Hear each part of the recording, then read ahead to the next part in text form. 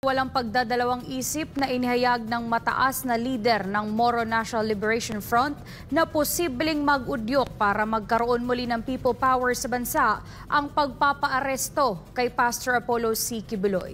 Si Franco Baranda para sa detalye ng balita.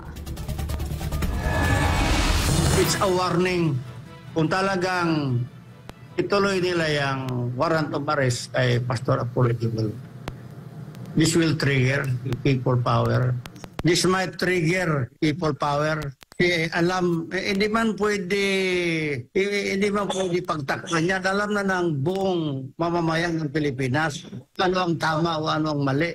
Hindi na pwede ma-deceive nila yan.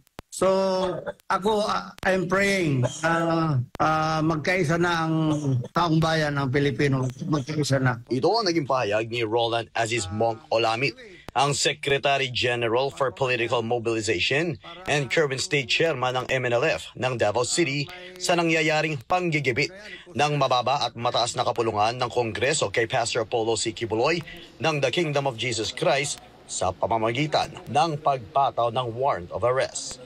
Di lubos akalain ni Aziz Monk na gagawin ng Kongreso sa butihing pastor ang kanyang maituturing na unconstitutional na warrant of arrest dahil sa imbes na in aid of legislation ay nauwi ito sa in aid of persecution.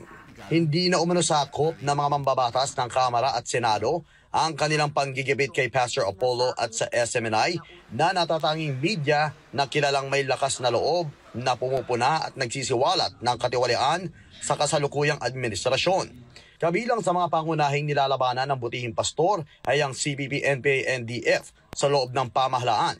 Ito ay si Arlene Brosas ng Gabriela Party List, Raul Manuel ng Kabataan Party List at Franz Castro ng ACT Teachers na miyembro sa Kamara.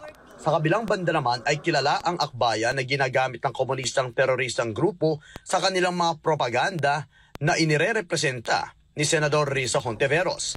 Kapansin-pansin din anya na ang mga miyembro ng nabanggit na mababa at mataas na kapulungan na nagdiin para sa warrant of arrest ng butihing pastor ay may kaugnayan sa naturang teroristang grupo ng Communist Party of the Philippines na pilit na nilalabanan ni Pastor Apollo C. Quiboloy, katuwang ang National Task Force to End Local Communist Armed Conflict.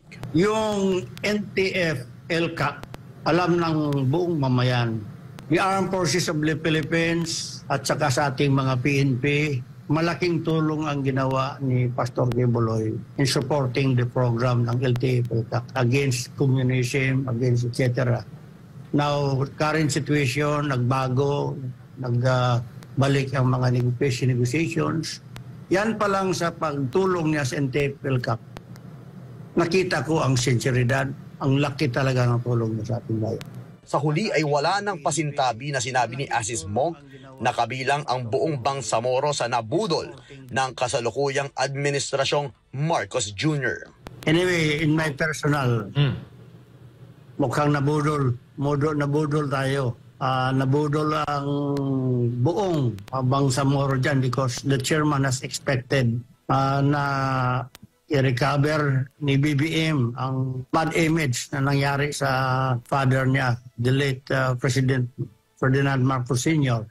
Para sa Diyos at Pilipinas kumahal, Franco Baranda, SMNI News.